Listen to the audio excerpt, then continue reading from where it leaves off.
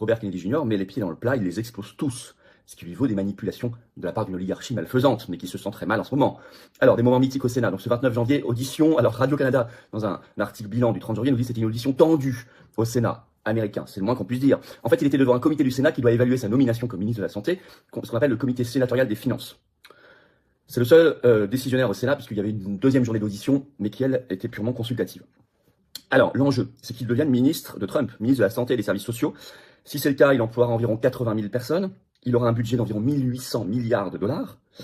Il supervisera de grosses agences fédérales comme la FDA, Food and Drug Administration, qui donne les autorisations d'aliments et de médicaments, les CDC qui font la veille sanitaire, les NIH, les centres de santé, les assurances maladies comme Medicare, Medicaid, tout ça, enfin tout le système américain. C'est assez énorme. Et vous savez, Robert Kennedy Jr., c'est le chantre du MAHA, mouvement MAHA, donc rendre à l'Amérique sa santé, en français.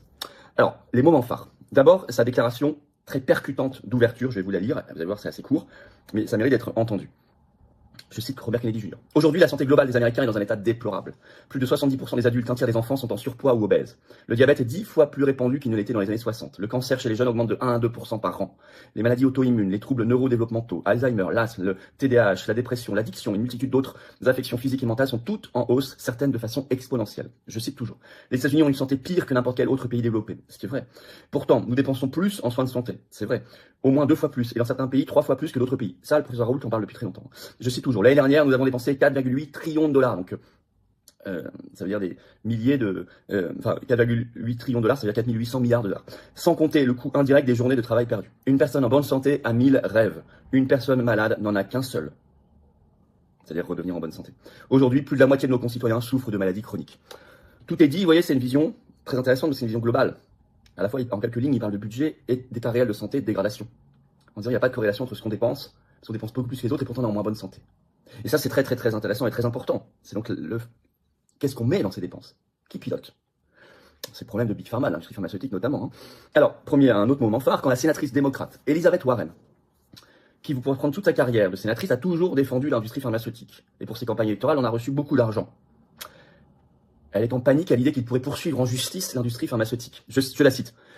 Elle le dit vraiment l'air inquiet, j'ai partagé la vidéo. Avez-vous ou pas l'intention de poursuivre en justice l'industrie pharmaceutique? Elle le regarde avec des yeux paniqués et répond, mais vous me demandez de ne pas poursuivre l'industrie pharmaceutique? Je ne suis pas d'accord avec ça, ajoute Robert Kennedy Jr. Je pourrais poursuivre l'industrie pharmaceutique comme n'importe qui. Et donc là, c'est un applaudissement dans la salle, et elle, en panique vraiment, il faut voir la scène, elle est impressionnante. Autre scène très impressionnante, cette fois avec le sénateur Thomas Roland Tillis. Et vous allez vous reconnaître dans la question peut-être, mais moi je m'y suis reconnu, parce qu'on me l'a posé, l'air malicieux souvent, je cite, êtes-vous un adepte des théories du complot?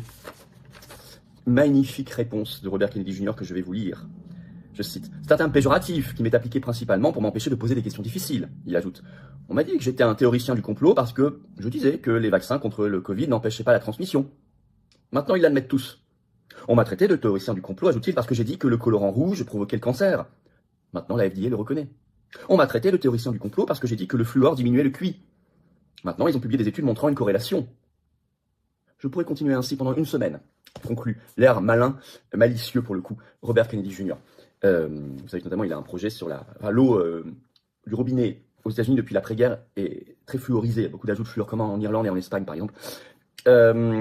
C'était censé lutter contre les caries, mais en fait, ça pose d'autres problèmes. Et lui, l'avait dit depuis bien longtemps avant que ce soit reconnu. Et il veut arrêter tout ça.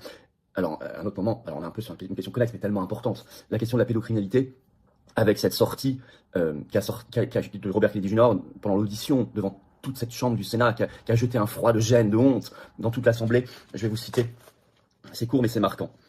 Le président Trump, dit-il, m'a personnellement parlé de la localisation de 300 000 enfants qui ont disparu au cours des 4 dernières années dans le pays. Nous savons que beaucoup d'entre eux sont victimes de trafic sexuel, ajoute-t-il. C'est une tâche sur l'autorité morale des États-Unis. Nous allons retrouver ces enfants. Ça, vous me direz, quel autre responsable politique de ce niveau en parle, publiquement? Alors, évidemment, quand vous avez tant de tabous et d'intérêts acquis qui sont percutés, on vous met des bâtons dans les roues. Alors, il y a eu cette fameuse manipulation de la tribune des soi-disant 15 000 docteurs. J'ai vraiment, on a rétabli les faits là-dessus dans ma vidéo d'hier, notamment sur le financement par Soros et Bill Gates. On a réfuté cette affaire.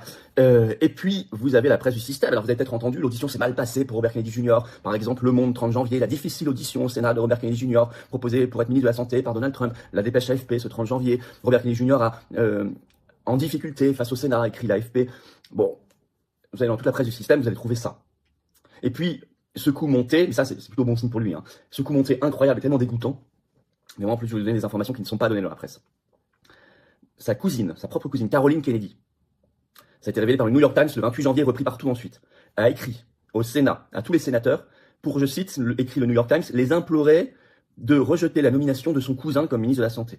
Elle ajoute même que son propre père, John Fitzgerald Kennedy, qui a été assassiné, vous le savez, aurait été dégoûté d'une telle nomination. Quel froid de dire cela. Elle traite son cousin, je cite, de prédateur. Alors on lit, on se dit, prédateur en quoi? On lit, on ne trouve jamais, c'est juste gratuit. À un moment, elle dit, bah, voilà, c'est un prédateur. Donc on se dit, mais c'est affreux et tout. Bah, quand on lit, en fait, il n'y a rien qui étaye son accusation. C'est juste une insulte gratuite. Elle dit, alors toxicomane, ça c'est très petit parce qu'il s'en est jamais caché.